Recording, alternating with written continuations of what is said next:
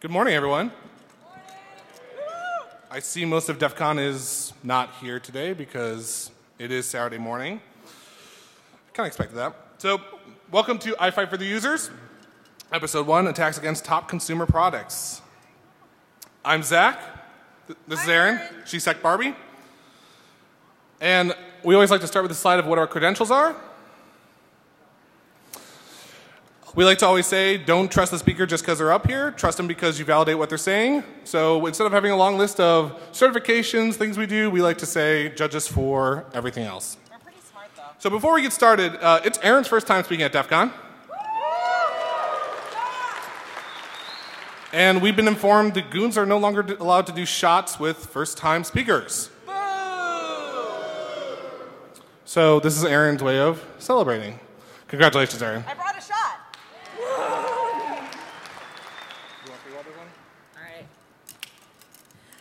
All right, so before we get started, and in all seriousness, this is our con speaker rule 101. So both Zack and myself have been around this game a few years. And what we see persistently is companies go out and they love to use these conferences as great PR hooks. So I want to start off by apologizing to every single news media outlet that reached out to us. But we learned really quickly years ago that as soon as you start dropping information, especially when you have things like consumer product, IoT, your talk will get pulled right away. So you've heard probably very little about what we're going to talk about, but we hope to excite you with a few, names. We're not being very vague today. So welcome to DEF CON. Okay. I moved it for you. So we're kind of covering three different topics here today. First is we're going to talk about, or I'll talk about Bluetooth, some fun things with that for Bluetooth Low Energy. Erin's going to be talking about some wireless security products, especially on the camera side. And then I'll also talk about, on Windows security side, some fun things we found on there. So you might be like, this is a little ADD. This seems a little oddball to be jumping all over the place. Yeah, it is. But having one talk that goes on for 45 minutes, it kind of gets a lot of setup, a lot of like, okay, well, let's talk about ourselves. We spent 5 minutes now. Let's talk about the background of this. So we just want to get through it, and we're kind of ADD by nature about the stuff we want to look at. So we figured what better format than to just kind of jump through a bunch of fun topics and do it that way. So first thing, Bluetooth. Yes, we have another Bluetooth talk. We've had a few Bluetooth talks over the last 4 days, including Black Hat. Blue Hydro was released this week by Zero Chaos and Granolox over at DEF CON 101 earlier. We've got a talk coming up about, actually it's today, isn't it? The Bluetooth lockpicking from a mile away. That's really cool. I do want to go see it, actually. And then over at Black Hat side, there was a GAP proxy tool and a replay tool and a kind of fun Bluetooth suite. So why do we have another talk about Bluetooth Low Energy? So a little backstory. I like magic. I've always been kind of fascinated with it. And I always had this dream as a kid to start a magic bar, like a themed kind of magic bar. And yes, they exist, but it was kind of my little thing of like being able to have fun with that. And there's always the basic rules of magic. 1, never reveal the secret. 2, never repeat the same trick twice. 3, practice over and over and over, right? And so 1 and 3 we can get covered, but how do you in a restaurant or some other establishment track if you've shown the same trick to someone over and over and over? So it kind of got my mind going as to how can you track who someone is in any kind of environment. So I kind of came up with this long list of ideas as to how you could track someone. You know, can you get them on the car on the way in through a license plate reader, through their electronic toll collection RFID, through Bluetooth on their car. And there was a great talk 2 or 3 years ago about how the toll systems are using Bluetooth to track cars. If they come in by foot, though, or you're in a major metropolitan area where people aren't coming by car, could you do it by facial recognition, voice recognition, different ways with their cell phone, what do they have on them, credit card, all these different fun things. And then always the not so fancy ways of just asking, what is your name? And so I kind of was thinking about like, well, how do you, outside of like this from that kind of application, how do you track someone, right? And so it kind of came down to these 3 areas of, or 4 areas of like, well, these are the key ways that if you could get positive data that isn't all garbage. But Wi-Fi is a little bit of a problem. So we've gone through the Wi-Fi tracking thing for years. We've talked about it, about how the phones are probing for Wi-Fi. I'm not going to dive too much into it, but I hate to pick on Nordstrom's because I love them, but they were the ones who got called out hard. Home Depot was doing it too. All of them kind of stopped this practice, but it was a way that we were tracking user behavior by looking for the Bluetooth or the Wi-Fi probes from your phone. But the mobile device manufacturers caught on to this. They started doing randomized MAC addresses. And they decided that, okay, only if you connect to a genuine SSID will I take and actually display my real MAC. So we kind of take it as a data point, but we don't trust it now for Wi-Fi, as not all devices randomized, but most kind of do on a mobile device front now. So that leaves us with Bluetooth, car keys, RFID loyalty card. That's kind of the key ideas I was like messing with in my head. And well, yeah, we could do car keys. I'm not great on my SDR skills. I'm getting better. But and the RFID loyalty card is kind of lame. So let's talk about Bluetooth. I'm not going to spend too much time on Bluetooth 101. If you want to learn more about Bluetooth and its stacks, there's plenty of talks about it. But for those of you who are catching up with us today, Bluetooth Classic uses 1 megahertz channels, has 79 of them for data, 1 for broadcast, hops at 1,600 times a second. The MAC address, effective MAC address, the address it uses a upper address part and a lower address part to make up the address. You only get the lower address part in the packets. And we all know about this, and the only thing that's really using Bluetooth now is obviously audio devices, headphones, Bluetooth earpieces, that kind of stuff. But we've kind of moved a lot more to this Bluetooth low energy, or as Bluetooth likes to call it, Bluetooth smart. Smart. And we talked about a lot about the insecurity in the past at other talks. It's 37 channels. They're 2 megahertz wide for data, 3 announcement channels, and then the increment of rotation of those channels and the interval and all of that is dictated when it does the join to the master. And what you get basically is you have a 6-byte address, effectively a MAC, we'll call it for the sake of everyone, that's used to do it in the advertisement. And then when it actually connects, a 4-byte access address that is actually used to communicate for that session. Everyone with me so far? I know it's early, but I don't want to waste too much time on Bluetooth. So Bluetooth does have security, though. When we talked about the Wi-Fi randomization, the Bluetooth group actually started a randomization also for its addresses in Bluetooth Smart. And actually, this is the funny thing. They actually have an ad on their site, or not an ad, a blog post on their site about protecting your privacy with Bluetooth. We've got good stuff. And they use this photo of this child walking alone. The biggest FUD I've seen in a long time of scaring you of like, my kid's being tracked. Oh my God. So, like I said, there's the access address, right? That's what's actually used in those data packets. But they change upon the disconnect and reconnect every time a device is connecting, except for in the advertisements, in which is static. So long-term tracking of these access addresses isn't so reliable. Obviously, if a device is connected for a long time, you can track some behavior moving throughout for an hour, 2 hours. But if there's any kind of disconnect activity, it'll regenerate. So it gives you a good short-term tracking. But from a long-term perspective, you can't really track someone with those access addresses. So it got me thinking. So we've got randomized addresses on that side. We've got randomized addresses on the access, or on the advertisements and the access. So what else is there? So when it comes to Bluetooth, there's 2 different kind of profiles. There's the generic access profile, GAP, and the generic attribute profile, GAT. I'm not going to dive too much into these because obviously this is not a 101 talk. But basically, the GAP and GAT profile provide the communication standard for communicating to the device to basically set up the connection and actually communicate with the services that the slave has. So I started looking at these devices to see what could be tested. And obviously, you go around, you play with the tools. You're like, okay, nothing. I travel a lot. A lot. So I've noticed when I was on planes that all of a sudden, a lot of devices started showing up. It's odd. So normally walking around, you saw a few devices. And we didn't really know what the behavior of all these devices were. We saw certain Fitbits and that kind of stuff. But what's the deal? So it turns out that certain devices, when they are disconnected from their phones or whatever they're paired to, they jump back into advertisement mode. So for your simple coding pleasure, if it's not paired, it goes into advertisement mode. And again, this is unique behaviors we started determining with some of these devices. So can we get devices to disconnect and actually take and start broadcasting again? The answer is yeah, we can. It's interesting that you can actually jam the 2.4 gigahertz range with some success, right? Basically, using the USRP BT210, you have about 56 megahertz of bandwidth. It's not reliable, especially it takes a lot to drive it. But you can basically effectively create a 2.4 gigahertz jammer using a SDR by generating some random data and all. And so we did this and we tested it, and we noticed by jamming those frequency bands of 2,428 megahertz to 2,478 megahertz, so basically that 50 megahertz band, we can actually take and get the devices to fall off and jump back to their advertisement channels. But obviously, this depends on the host. I have to give credit to iOS. They have great frequency hopping and detection. So basically, the phone detects, OK, I see a lot of jamming. I'm going to move to this frequency band and repair. So it does have some reliability, but it's a little odd.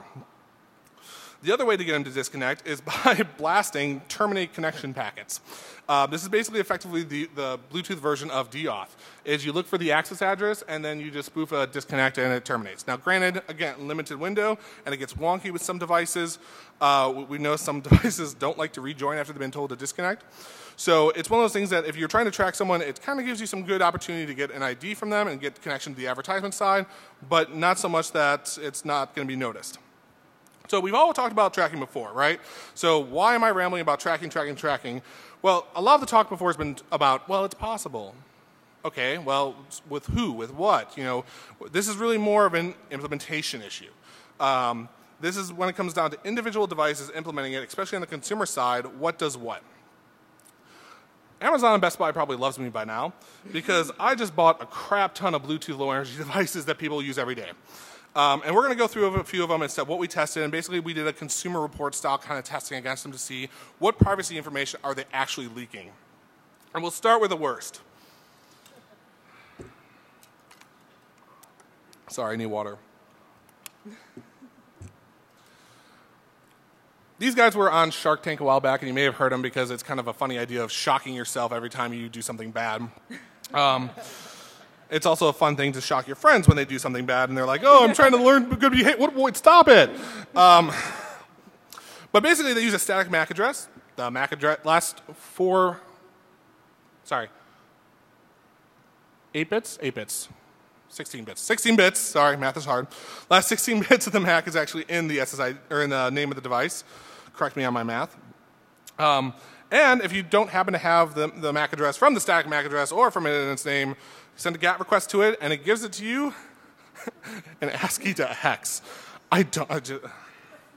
Somebody wrote a bad converter on that. So this is super easy to track because we have a static address. Never rotates. But like I said, they've started implementing this rotation in Bluetooth Smart that devices are started taking advantage of.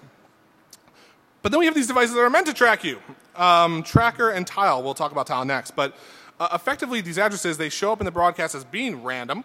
And they do generate a random one because the IDs rotate through it. But the ID actually never really rotates on it. The MAC address we've noticed over a period of over 4 months, they never rotated. Said they did, but they never rotate. So it effectively seems that as the device powers on, it generates a new one, but it never powers off, it never rotates after that. As well as with these devices meant to track you, it's meant to, as a community, can track you. So regardless of the MAC address, there's a static ID associated in the GAP profile that will take and actually display, in the case of the tracker, the raw MAC address of the device. And it constantly broadcasts when it's disconnected. Tile is the same way. The Tile identifier in GAT is one of the services in there. Again, static MAC address effectively because it does randomize, but never rotates. It randomizes on boot. And it stays connected to a device, but only while the Tile app on a phone is open. Once you close the Tile app, it disconnects. Our friends over at Fitbit, the Fitbit 1, also uses a random MAC address, but after about 4 months, we didn't notice it rotate at all. It doesn't remain connected to a mobile device at all. So basically, to save energy, it only connects when you connect to it and say, hey, how many steps do I have? What's my time? All that stuff. But it does remain connected, so it's constantly broadcasting as well. So things have started to get better after this. A little bit.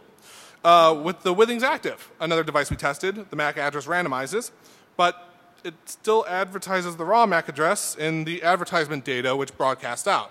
So while the MAC address is changing, it's advertising its real MAC address inside the manufacturer data. Okay, that's a security choice.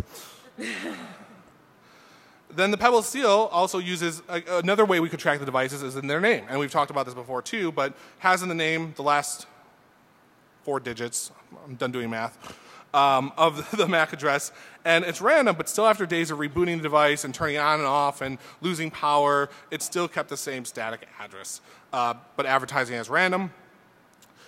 Again, in the device info in the gap profile, it's got the serial number of the device, and it goes to sleep every once in a while, so it's not really reliable.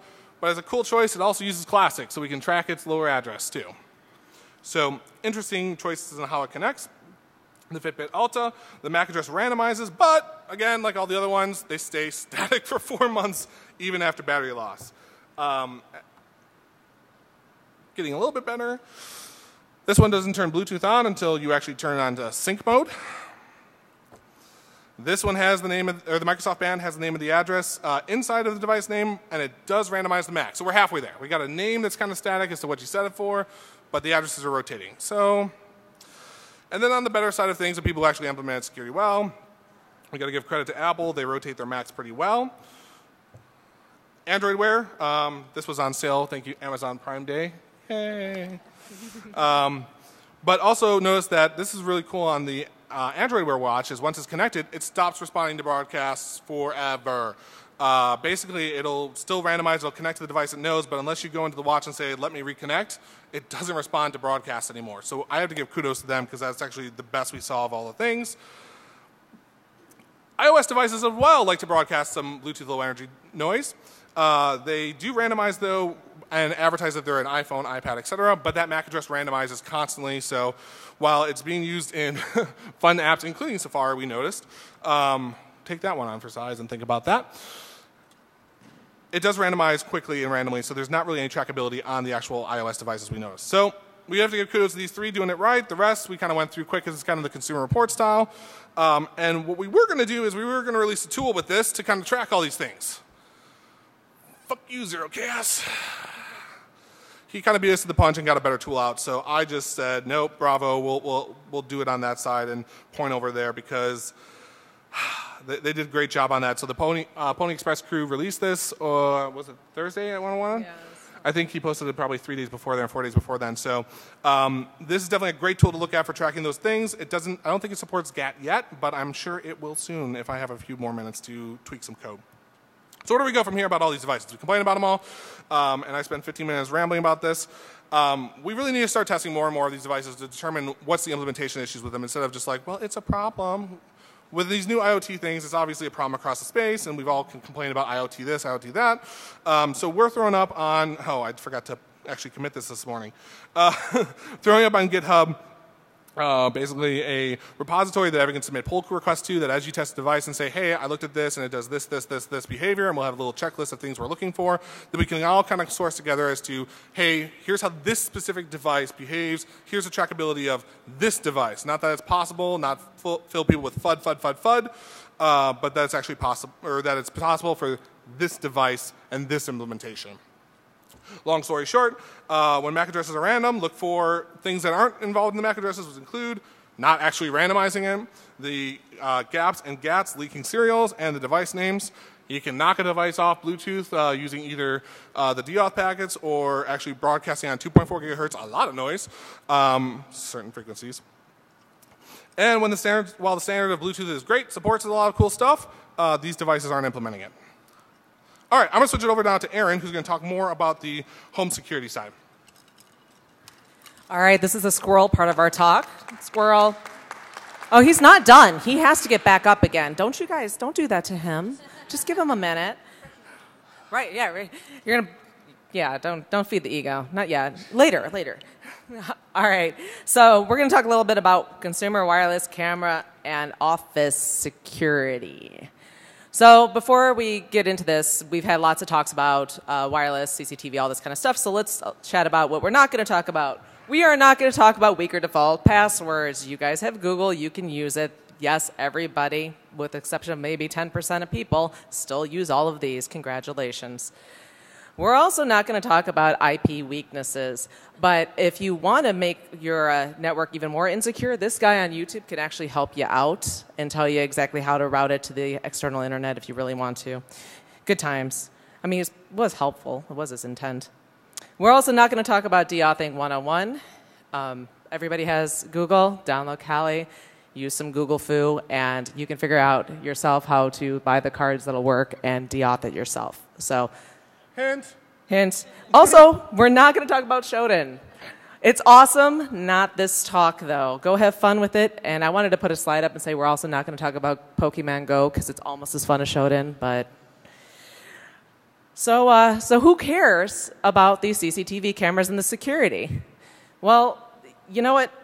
It grinds my gears. I care because these camera companies are selling it as security devices.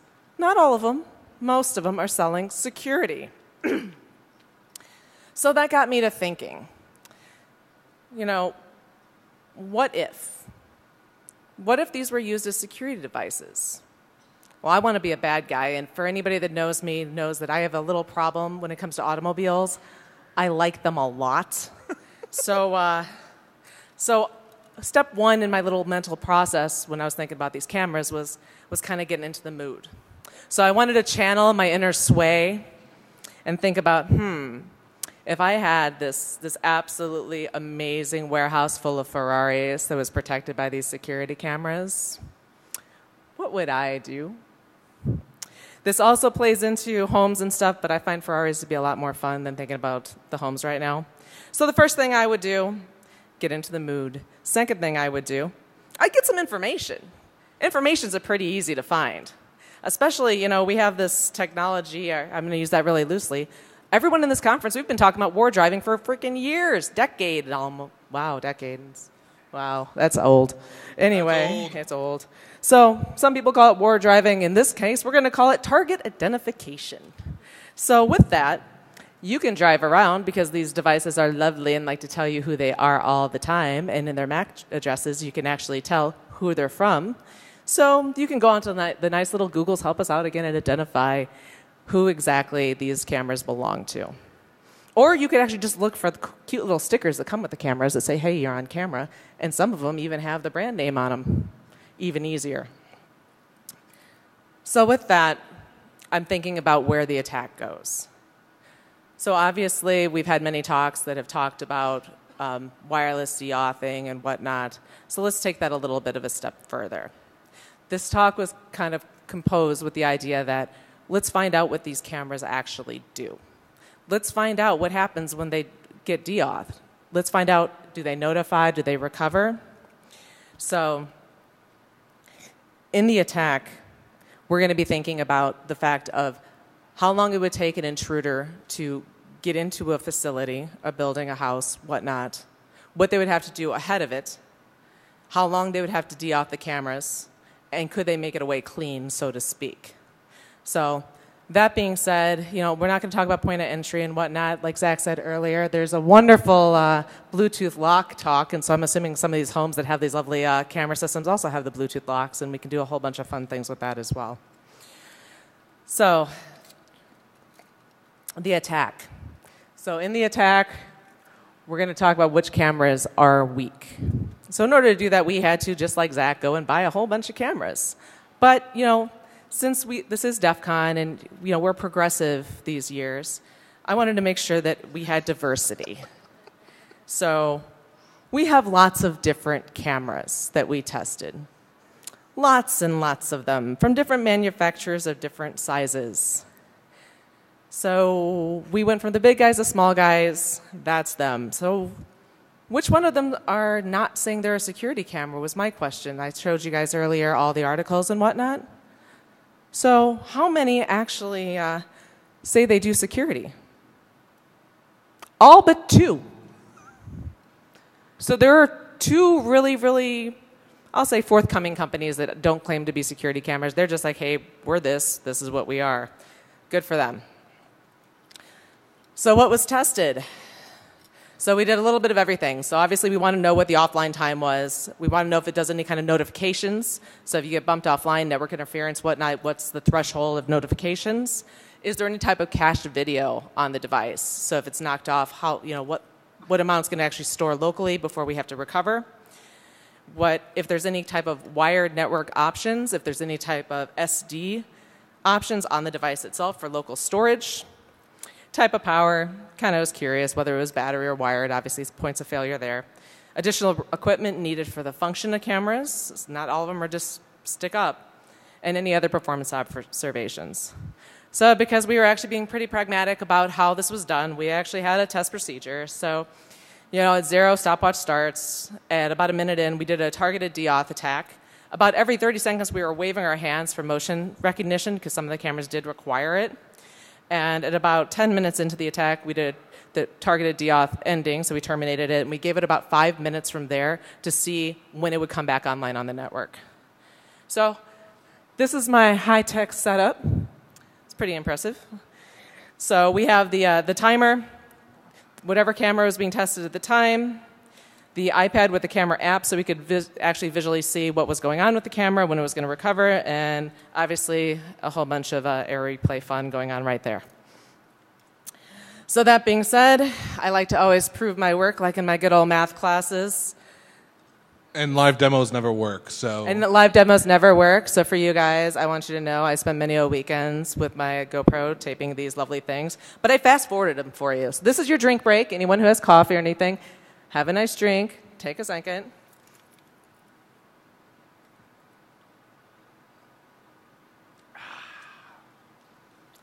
Yeah, there's about 2 minutes, and I fast-forwarded the crap out of these and split-screened them, so yeah, you get the idea.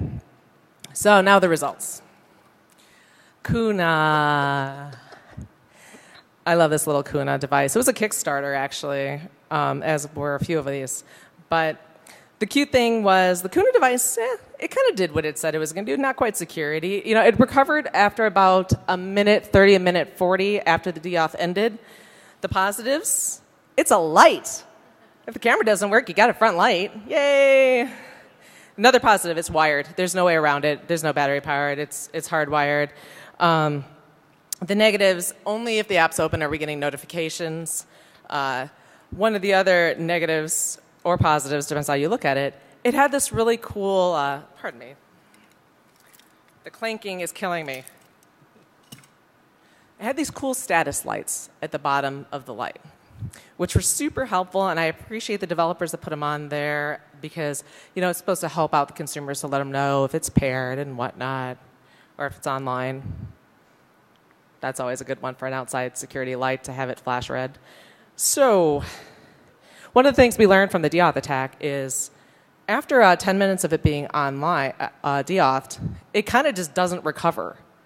Before that, if you cut it a little bit early, it'll do the minute 40 recovery. But you let it go longer, it kind of falls over.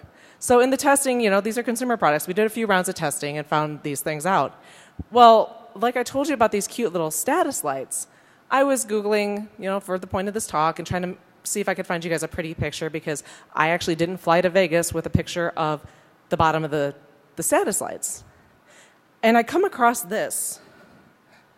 On their website, they actually do tell you, good to them, that it will fall over and not recover, and you have to reset up the wireless camera after 10 minutes of deauth. So let's just say, hypothetically, you have one of these lights out in front of your house. You lose power for more than 10 minutes. You forget. Your light's useless, So I would love to talk to someone who's doing the IoT monitoring of things. There's your start for your little project, because these are some of the things you should be looking for. So because of timing, I'm going to try to go through these a little faster. The media has this cute little Blink wireless HD monitoring and alarm system. The Blink is totally cute. I will give it credit that with movement, it will recover in about 9 seconds. It does have a onboard about 5 to 10 second video recording. It's clip-based, though. None of this is persistent recording. It's just clips. But the cute thing is it's easy to mount. It does continue doing the clips. Negative, it does require a base station. It is battery powered. There is no option for SD. There's no wired option. It is what it is. Amcrest, which I had never heard of this until, again, let's look at Amazon and find out what the best-selling wireless camera on Amazon is. It's this one. I don't know how.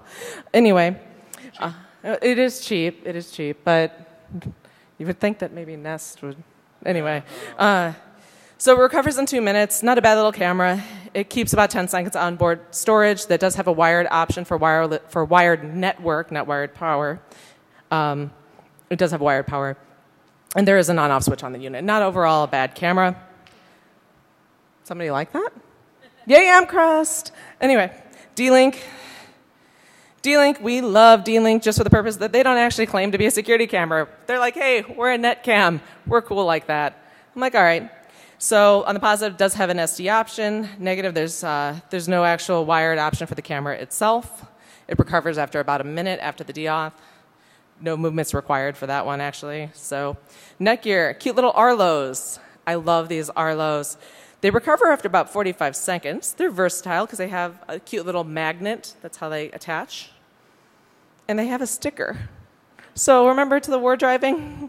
Please, yeah, no, let's not put the sticker up and say, it's not even bad that it's a sticker. It actually just tells you what it is. So you have a few options when it comes to my little putting on my sunglasses and being sway and breaking into my little Ferrari warehouse. For these are great. I could just deauth it, go, grab them all, put them in my bag, throw it in the Ferrari, and drive out. So again, requires a base station. It is battery powered. There's no SD or onboard storage. Again, no actual wired option for the camera itself because, again, pops on a little magnet, battery powered. Here, we're getting into the fun ones. So the Logitech, the Logi Circle. Oh, sorry. No.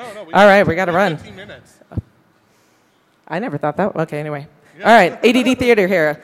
Logi Circle. Logi Circle recovers in about a minute 30. It does do some constant push notifications. Negatives, has on-off switch on the unit. Again, magnet, can grab it, throw it in my bag in the Ferrari, out of here. No SD or onboard storage. No wired option. Belkin, my little buddy, I'm going to give you like one more second. He recovers after, I call it the negative 10 seconds because it does have an onboard buffer. So the nice thing is it does come back pretty quick. So the onboard memory does recover it. I don't know if that was intentional or network interference based because they don't actually tell you on their website and marketing that they do that at all. They also don't tell you that they're a security camera either. Yay, Belkin. There is an on-off switch on the unit, and we did find inconsistent push notifications through the app. So it doesn't help you too much. Samsung recovers after 10 seconds if there's immediate movement. Downside to that one, not immediate movement, until the cat walks through. So positive SD option, there is a wired option to it. The kind of negative is they're kind of working on their cloud option. There isn't one. There wasn't one for our camera. There was for other cameras, and so that's forthcoming. And the SD storage only is on downloadable through the app. Download the clip to the SD directly. It's not permanently. It's not running a constant cache. So the Canary, all-in-one security device. Canary's awesome on the recovery if there's immediate movement. Again, please have your cat running through after a burglary. So, again, the deauth attack, there's a very quick recovery, 2 seconds. There is a wired option. There's notifications. The sad part to the notifications is it takes 30 minutes. So it has to be offline for 30 minutes, and that's kind of not enough. Because the other side of that, it has to be offline consistently for 30 minutes. We did try an attack where we deauthed it for about 10 minutes, brought it back, deauthed it 10 minutes, brought it back. You can pretty much do that for a while. So the negatives, movement is required for recovery. Nest, not drop cam, Nest. Anyway, recovers after 20 seconds. Nest is actually pretty good. I'm not gonna beat them up too bad. I hope that we see better things coming from them in the future.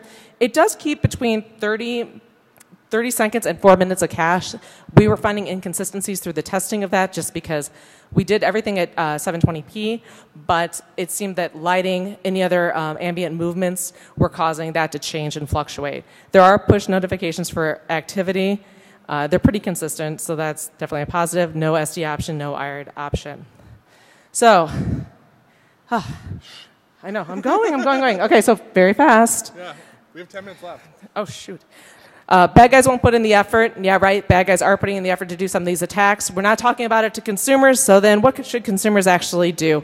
Wired's better than wireless. Verify and understand the limitations of the products. Like Zack said, we're trying to put together a database so that way everybody in this room can also contribute to what they're finding on their own. Nobody's talking about this to consumers. This is our consumer disclosure. Just tell consumers, this is what you're putting in your house to protect yourself. Let's be smart and understand what we're doing. These cameras do have unintended great uses like real estate. Anybody selling your house in here, put one of these cameras that has the voice, listen to what the potential buyers are telling you. Anyway, I'm out. I went too long. Thank you.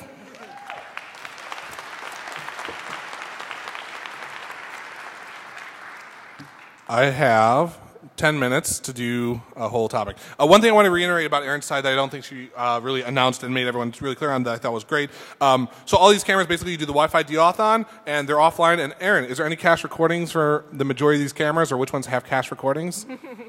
Very few. I don't have a mic. Oh, her mic's not working. She said very few. Sorry. Very few. But yeah, so like I know that the Nest camera was 30 seconds or 30 seconds to 4 minutes. Absolutely. 4 minutes is the 4 minutes is the max. So basically, once you deauth these cameras, they're offline. They're not seeing any movement. They're not seeing anything. So if you Wi-Fi deauth them, guess what? You have no recording, and there's no cache recording on most of the devices. The ones with SD card options do. So I have to talk about Windows for consumers. I have 10 minutes. Go. We're going to get through this fast, and the teleprompter is going to try to keep up with me. Good luck. Have fun.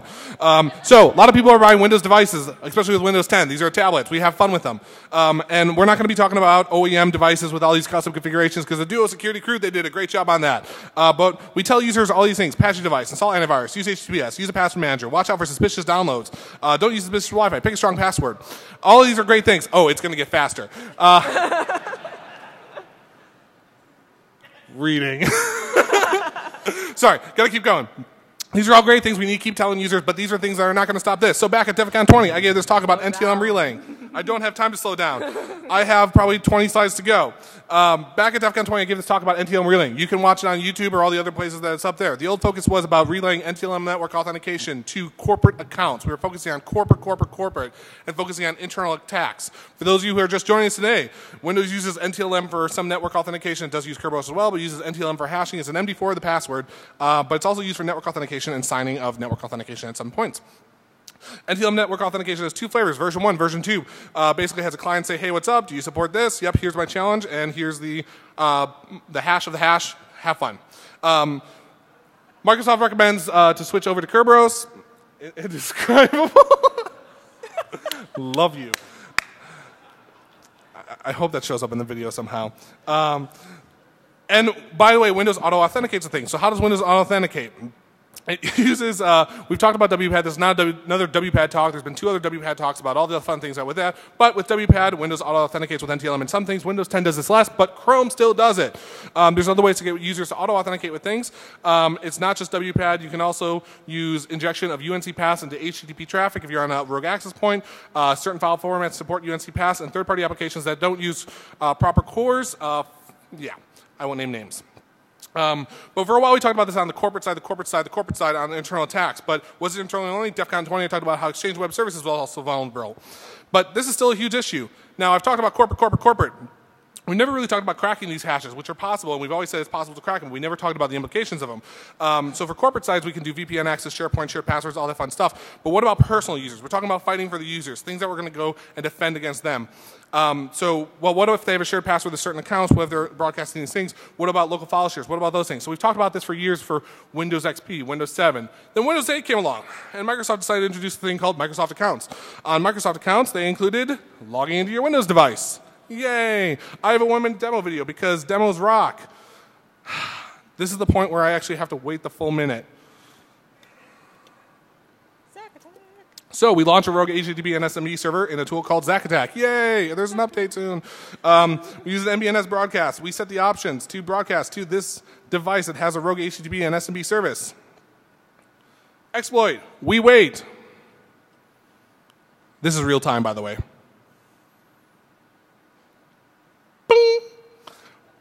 If you notice, there's a Microsoft account with an email at outlook.com address. Yes, that's a fake email that we set up for this. And there goes the auth. We run in an OCL hashcat, crack the password. We get the password of Hunter2Bang. Wow, no one got that. You guys are all noobs. I love you. We go ahead and go into Microsoft.com. This is the Microsoft account. This is the account used to log into the machine. We log in with that Microsoft account, the password we just cracked from a network broadcast authentication request. We copy, we paste.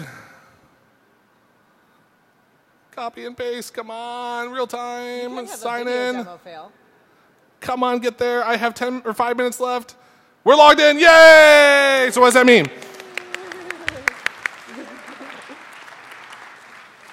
I don't have time for applause. First off, Mubik said that I have to release an update. Yes, Zack Attack's getting an update for Zacks who can't code good and want to learn to do other stuff good too. Yes, I have to post that, but yeah, there is cool new things with webhooks and with the Microsoft accounts that I've added in there. But yes, sure enough, your Microsoft account that you're using to log into those machines, to log into your Windows 10 devices, it's using your Outlook, Gmail, Hotmail, all those fun emails you use. It's actually broadcasting those across the network. So what? At a minimum, it's information disclosure of the user's information. But this is the first time offline password attacks are valid over a network thing. Yes, it's worked on some bad services before, but never in this thing. So what happens when you crack someone's password? You get in their Microsoft account. What do you actually get? You get their date of birth. You get their zip code.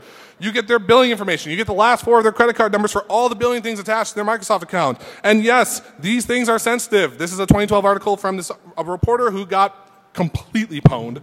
But basically, someone got a hold of one of his accounts, got the last 4 of his credit card, and used that to pivot to all his things. You also get their search history, including things, well, this is a libertarian noob who wants to commit first-degree murder. And if you're a heavy Microsoft user, using your Microsoft account, not just all your things, but for all the things, you've got your OneDrive, all your freaking files, your emails. You've got remote file access to systems if you haven't enabled. You've got Wi-Fi Sense, that fun thing to share passwords, if it's enabled, obviously. But yes, from a network broadcast thing, from sniffing someone on the same Wi-Fi access point. No, offline cracking is not original, but it's the original application of this. We've used it for offline passwords before, but we've never had it where it's harvestable from a LAN before. So what we've told users, patch your devices. Yes, it's still important, but it doesn't matter for this. Install antivirus. Yes, some host intrusion detection systems detect the default challenge.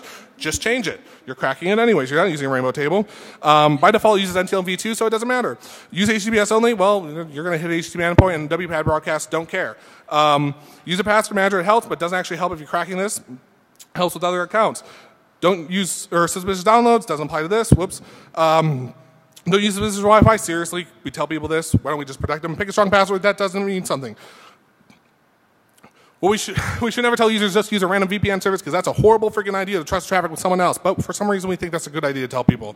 What we need to tell them, pick a strong password, enable two-factor authentication. Yes, in Microsoft, it takes over 10 steps to take and enable two-factor authentication, including adding device passwords to all your devices. Oh my God, it's painful.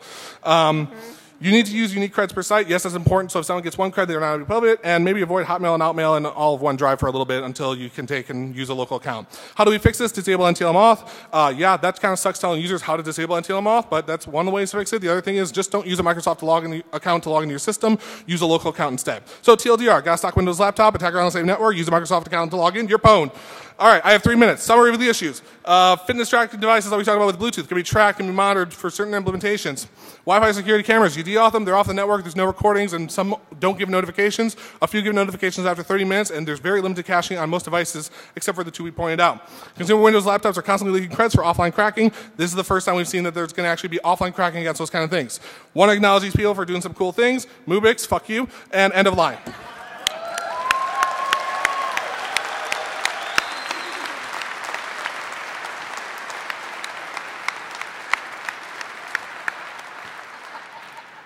2 minutes remaining. We're going to go ahead and post the slides. I'll slow down. We'll post the slides up there. We're going to go ahead and I don't know where we can take Q&A because we're right up on the time. Where can we do Q&A? Right to the side, outside? We have 2 minutes, so we'll have to go outside. Yeah.